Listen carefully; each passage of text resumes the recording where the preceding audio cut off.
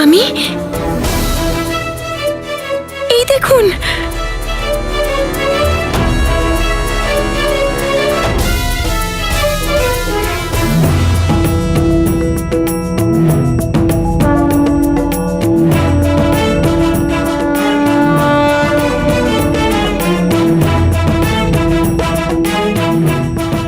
সর্বপ্রথম দৈহিক বৃদ্ধি, আর এখন দাঁড়িয়েও পড়লো, তাও আবার নিজে নিজে, কারো সাহায্য ছাড়া। মাত্র 5 দিনে এত বিকাশ! একদিকে আমার প্রসন্নতা হচ্ছে, তো অন্যদিকে চিন্তা। চিন্তার তো কোনো কারণ নেই। তাহলে আমাদের পুত্র সত্যিই কি? কিচ্ছু বলবেন না, মাতা পিতারও নজর লেগে যায়। বিলক্ষণ।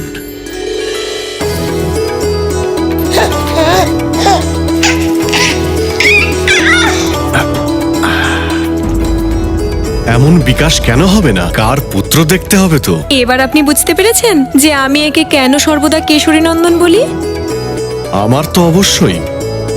দীন বৎসল ভগবান ভোলানাথ শঙ্করের পুত্র, ওনার আশীর্বাদেই তো আমাদের এই পুত্র প্রাপ্তি হয়েছে।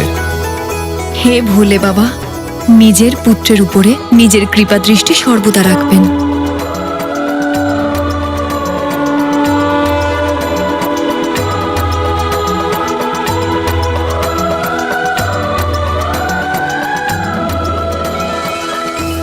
আজকে তো মিষ্টি মুখ করার দুটো কারণ আছে। দুটো? এক তো আমাদের অঞ্জনের নিজের পায়ে দাঁড়ানো, আর দ্বিতীয় এই অদ্ভুত গদার প্রাপ্তি হওয়া।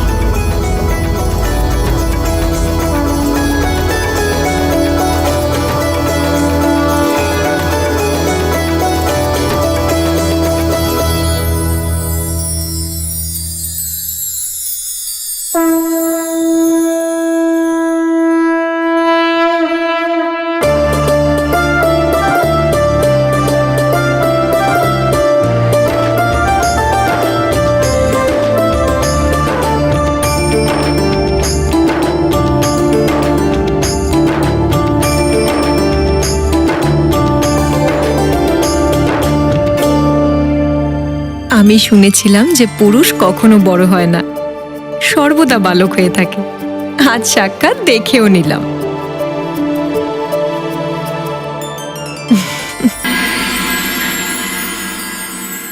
এই মর্কট পর্যন্ত পৌঁছানোর এটাই একমাত্র সুরক্ষিত রাস্তা।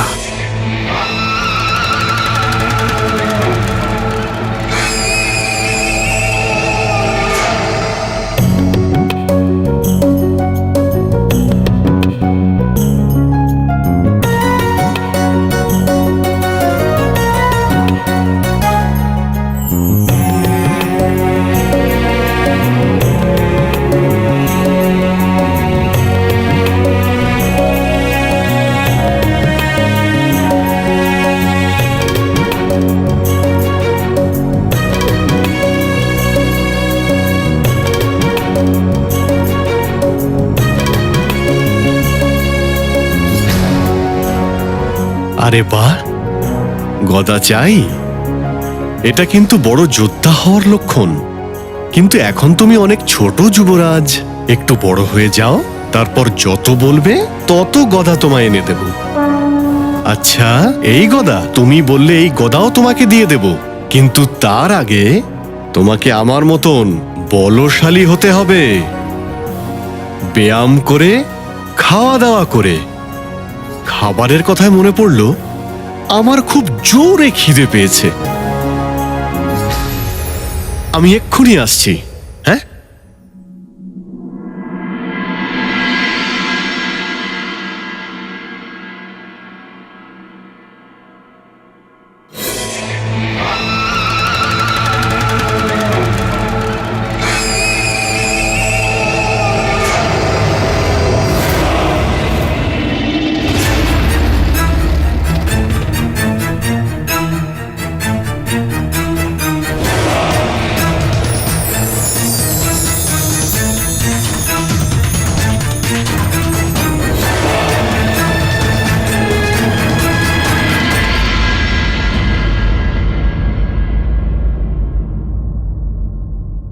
जय राम भक्त हनुमान, जय राम भक्त हनुमान, जय राम भक्त हनुमान, जय राम भक्त हनुमान, जय राम भक्त हनुमान, जय राम भक्त हनुमान, जय राम भक्त हनुमान, जय राम भक्त हनुमान, जय राम भक्त हनुमान।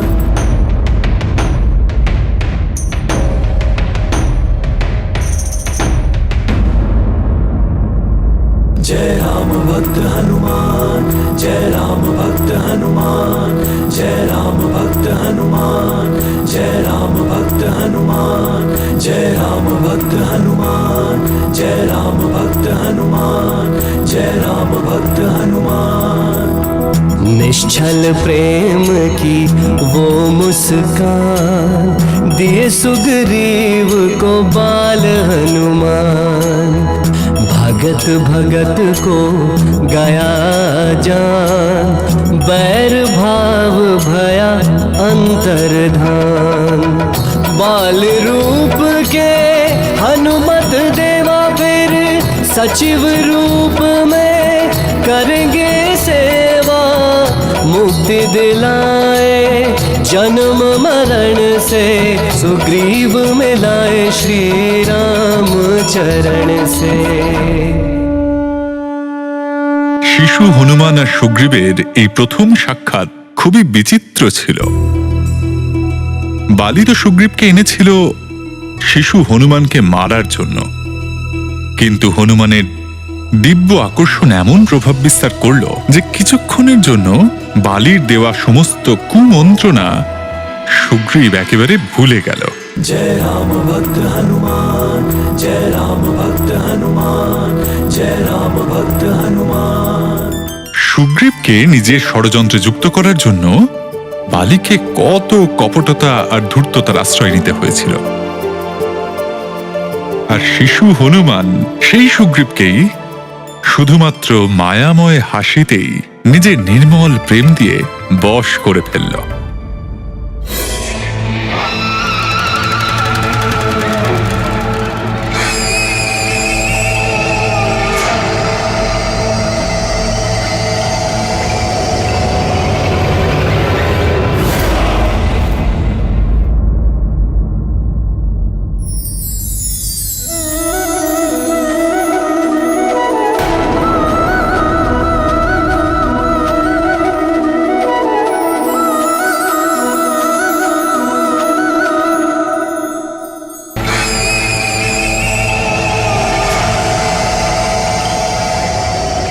সুগ্রীব, সুগ্রীব, সুগ্রীব!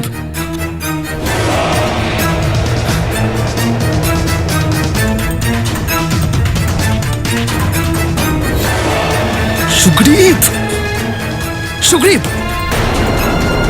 এই মর্কটকে কোলে তুলে মূর্তির মতো দাঁড়িয়ে আছো কেন? কাজ হয়ে গেছে, চলো।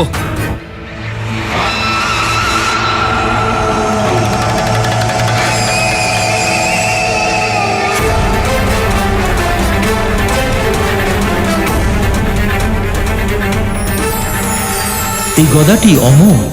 লক্ষ্যবস্তুটি কঠিন থেকে কঠিনতম যে তত্ত্ব দিয়ে গঠিত হোক না কেন, এর আঘাতে খণ্ড খণ্ড হয়ে যায়। নিজের লক্ষ্যটিকে আঘাত করবার পর পুনরায় প্রেরকের হাতে প্রত্যর্পণ করে।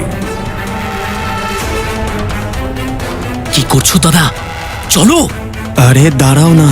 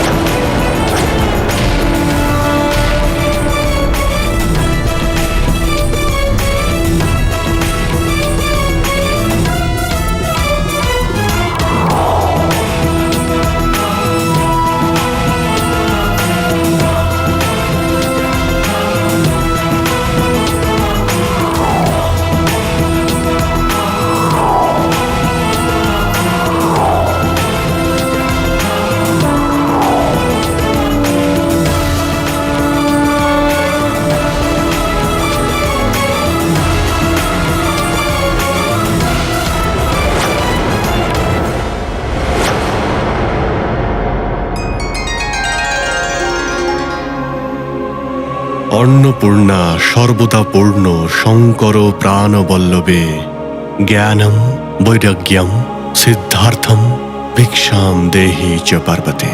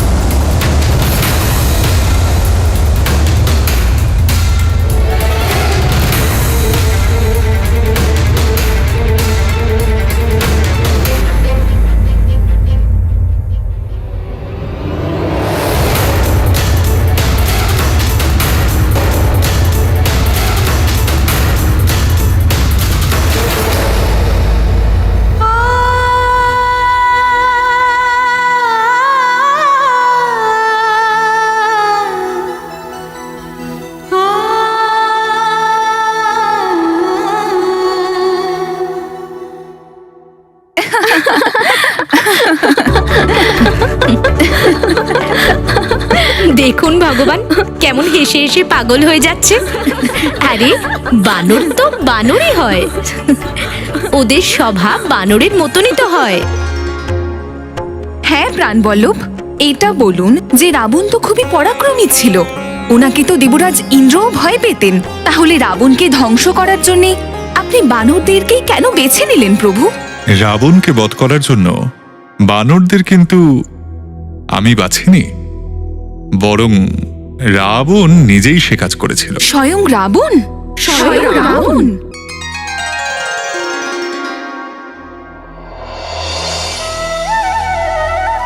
সৃষ্টিকর্তা ব্রহ্মার কাছে বর পাওয়ার পর দুর্বুদ্ধি রাবণ নিজেকে অজেয় ভাবতে লাগল, আর রাক্ষস রাজ স্থাপনা করার জন্য সর্বপ্রথম সে রাজধানী হিসাবে লঙ্কা নগরীকেই বেছে নিল, যা রাবণের সৎ ভাই কুবেরের দখলে ছিল। তাকে দূর করে দিয়ে দশানন স্বর্ণনগরী লঙ্কাতে নিজের রাজত্ব স্থাপন করল।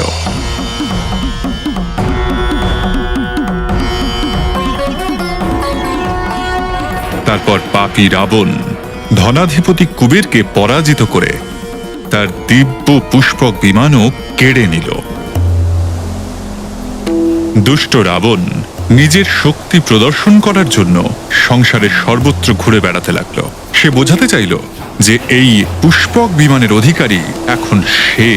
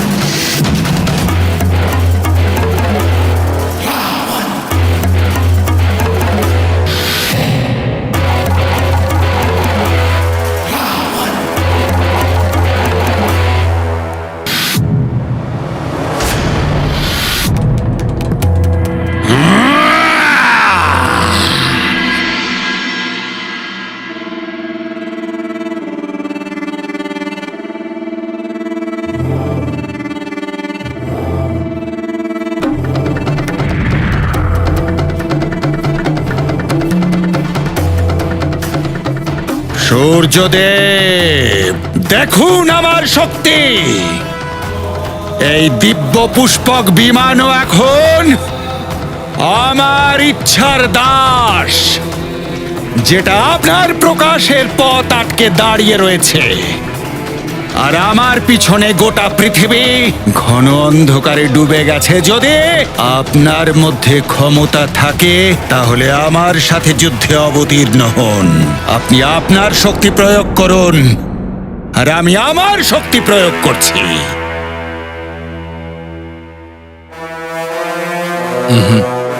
এই উদ্ধত অহংকারীর সঙ্গে তর্ক করে কি লাভ অরুণ?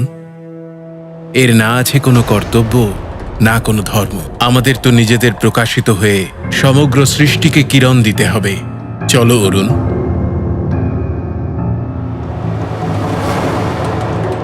সমস্ত দেবতারা এই দশাননের ঐশ্বর্যকে হিংসা করে। একদিন এদের সবাইকে আমার শক্তির কাছে নত হতে হবে, নত হতেই হবে।